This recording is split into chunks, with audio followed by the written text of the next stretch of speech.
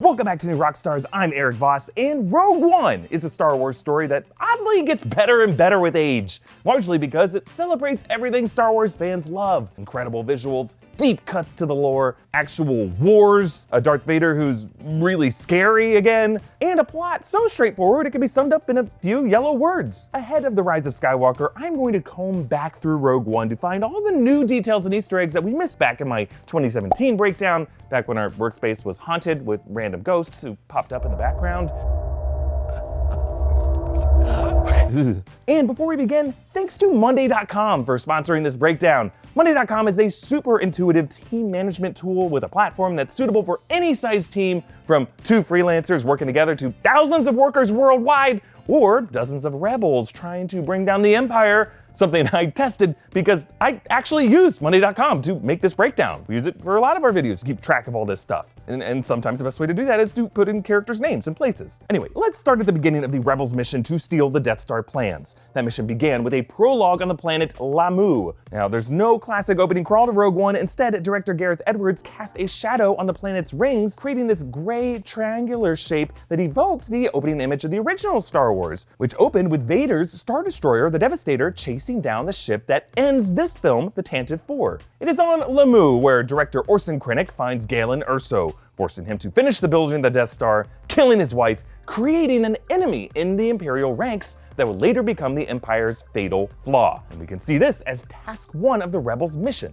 because without GALEN, none of this would be possible. There are actually more cool Easter eggs here meant to evoke the original Star Wars. Moisture evaporators and blue bantha milk, both paralleling Luke's moisture farm on Tatooine. And Krennic is dressed in white with his Death Troopers in black, meant as a reversal of the opening shots of Vader in black, flanked by white stormtroopers. And we move on to task 2 of this Rebel mission, with Cassian Andor receiving intel and K2SO breaking GALEN's daughter, Jyn Erso, from prison on the planet Wobani, an anagram for Obi-Wan, also Bueno. Notice that the Rebel calls her by this alias. Halleck! Liana Halleck! The name Liana is actually a reference to the alias given to Mara Jade by the Emperor when he introduced her to Grand Admiral Thrawn in the Dark Force Rising book. Now on to task 3, Cassian bringing Jyn to Yavin 4 to brief her. They recreated the Rebel base set perfectly, and they filled it with cameos by Gonk droids and astromech droids. I think you can actually see R2 this early in the background. Mon Mothma is played by Genevieve O'Reilly, who played the character in the deleted scene from Revenge of the Sith, along with Jimmy Smits coming back as Bail Organa. General Jan Dodona is also present. He's now played by Ian McElhinney from Game of Thrones. Now, task 4 of this plan takes them to Jeddah to find Saw Gerrera and his group called the Partisans. Among them are the brothers Edrio and Benthic Two Tubes. Actually, before joining the Partisans, Benthic was previously part of the Cloud Riders, whom we saw in the Solo movie. Also in this group is this little guy, Weeteeth Cuby. He's played by actor Warwick Davis, continuing his tradition of playing characters with W names in the Star Wars movies like Wicket the Ewok, Wald and Weasel from Phantom Menace, and Wallavan in The Force Awakens. Throughout the Jeddah Plateau, Jyn and Cassian pass a bunch of Easter eggs, including an Imperial probe droid, and these two fellas, Dr. Cornelius Evazan and Ponda Baba. You remember these two D-bags as the ones who picked a fight with Luke and Obi-Wan and Mos Eisley that did not end well for them. There's actually a whole removed backstory with these two being tracked by another character, Tam Pazla, and Kaysen Bog. We saw the two of them in one of the trailers for Rogue One. Kaysen Bog was one of Evazan's decraniated surgery experiments gone awry. This chase would have ended with their deaths in the cantina on Mos Eisley. The decraniated was actually later used on Dryden Voss's yacht in Solo: A Star Wars Story. Jyn and Cassian also meet Baze Malbus and Chirrut Imwe, described as The Guardians of the Whills. Guardians of the Whills, referencing the ancient storytellers, the Whills, in George Lucas's original framing narrative in an early draft of his Star Wars script. Imwe says, "May the force of others be with you," which was actually from an early version of that Star Wars script, which was later changed to "May the Force be with you" before Lucas decided to capitalize force and make it a whole thing, which would later have midichlorians.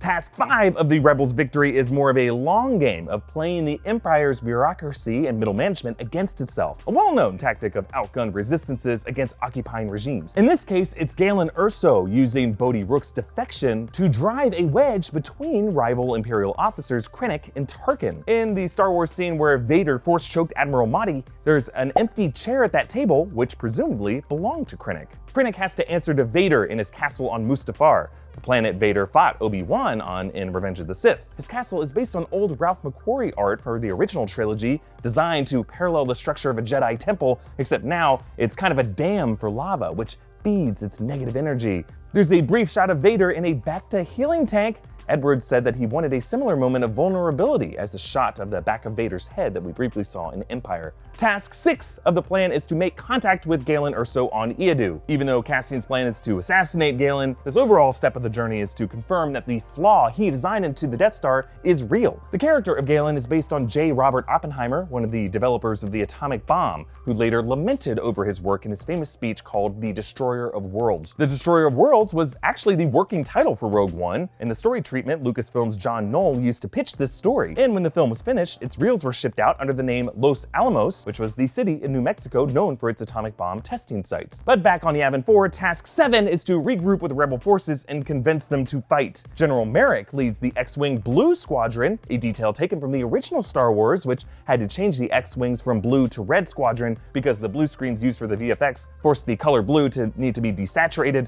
thus why R2's blue paneling came off as a dark gray color during the trench run scene. The Blue Squadron makes it through the Scarif shield gate, and that base gets blown up by the Death Star, explaining why the Blue Squadron is not around for the Battle of Yavin. The Rebel Navy is led by Admiral Raddus. Later in The Last Jedi, the Resistance names their flagship the Raddus after this war hero. Also during this sequence, you can hear a voice over the PA ringing out, this is a nod to HERA SYNDULLA from Star Wars Rebels. Her ship, the Ghost, can be seen among the Rebel fleet throughout the film, as can their astromech droid, Chopper. Now, a small group of rebels splits off to take action, and Bodhi identifies their call sign as Rogue?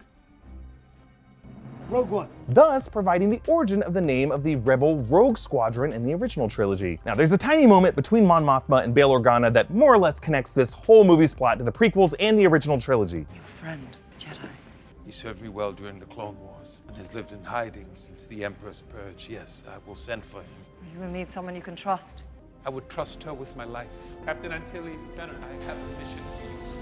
They're referring to Obi-Wan Kenobi, one of the few Jedi who escaped Order 66 in Revenge of the Sith, now hiding on Tatooine, though more details of that story will soon be explored in the Kenobi series, and Organa is going to send his adopted daughter, Princess Leia, whom he literally trusts with his life, when he dies in Alderaan's destruction. And the Captain Antilles he summons is Ramus Antilles, his pilot seen at the end of Revenge of the Sith, and the end of this film. Now, Task 8 of the plan leads the crew to Scarif, where they must infiltrate the Imperial Shield Gate, sneak into the Citadel Tower, and find the Death Star schematics in the archives. They use the old Star Wars trick of masquerading in Imperial uniforms, and as they sneak in, we get the Star Wars trademark line. I've got a bad feeling about it. Quiet. What?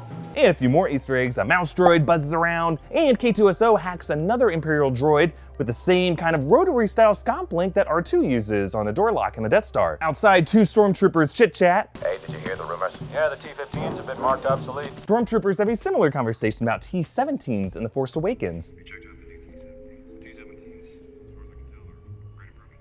Yeah, that's what I tell you. They don't hold up. In the archive room, Jen reads off the file names. Hyperspace tracking, navigational systems. This detail became a major plot point in The Last Jedi. Hyperspace tracking was how the First Order was able to follow the Resistance fleet even after their hyperspace jump. And then the battle heats up and we move on to Task 9 of the mission, which involves the Rebel forces directly engaging the Scarif base, confusing the Empire forces long enough to bring down the shield and allow the Death Star plans to transmit through. The Rebel fleet includes the Ghost from Rebels, a Nebulon B escort frigate, which we saw in the final scene of Empire and the Battle of Endor, GR-75 medium transports, which we saw from the retreat from Hoth in Empire, as well as the Mon Calamari cruisers. And during this battle, they slipped in archived footage from the original Star Wars of Gold Leader John Vander. This is Gold Leader, standing by. And Red Leader Garvin Drace. This is Red Leader, standing by. And they also point out this specific pilot. Stick close, Red 5. Where are you going? Throw it me. This was the original Red 5, and now that he's dead, it leaves the Red 5 position open for Luke Skywalker to take it in the Battle of Yavin. Now they're finally able to open the shield gate with a Hammerhead Corvette, which knocks one Star Destroyer into another, and both crash into the gate. That, plus Bodhi's patch and Chariot flipping the master switch, allows Jen and Cassian to transmit the plans up to the Rebel ship. And that takes us to Task 10, the final step, hand off the plans and escape Vader. Now the Death Star has wiped out all the heroes on the Scarif surface, and now Vader's ship, the Devastator, has arrived, turning Rogue One into a story about Darth Vader and the stolen plans themselves, and just a violent game of keep away between these two things. Now check out another video I recently did breaking down why this sequence is my favorite Darth Vader moment, but essentially it's a highlight reel of Vader using every attack we know he's capable of, using the Force to jam that door and lock these rebels in a kill box. All the while, a slowed down choral version of the Imperial March screams down over them, and it all ends with the plans handed off to the Tantive 4. From Captain Antilles to Princess Leia, but right before he does that, he orders, Prepare the escape pods. yeah, one last detail connecting this all to the opening of Star Wars, because it is those escape pods through which R2 and 3PO slip through Vader's clutches with the stolen plans. And there you have it! Now, again, thank you to Monday.com for helping me organize this rewatch. Monday.com aims to make every user feel empowered and part of something bigger than their own individual tasks, and as a result, to boost collective productivity and transparency. Just like how each of the rebels in the Rogue One crew were, in each of their own small ways, all part of something bigger than they ever could have imagined. So download Monday.com today and give it a try. Now again, I covered even more details in my original Rogue One breakdown, how all the battle imagery was based on famous war movies. And since New Rockstars has already analyzed the new Star Wars films since The Force Awakens, we would love to count down the weeks leading up to The Rise of Skywalker by doing these kinds of rewatches for the original trilogy, as well as the prequel films. It just takes a lot of time and resources to do that, so one way that you can help us is by becoming a patron of New Rockstars Digital Studios. With enough generosity, we just might be able to do these once a week between now and December. And as a patron, you're gonna get special access to bonus content, a lot of great stuff. Just click on our Patreon link in the description. How do you rank Rogue One among the Star Wars films? Comment down below with your thoughts. Follow me on Twitter and Instagram at EA Voss. Follow New Rockstars on social media at New Rockstars. And subscribe to us on YouTube for more breakdowns and rewatches of the film you love. And the films you love even more after the films that follow it in the series seriously disappoint you.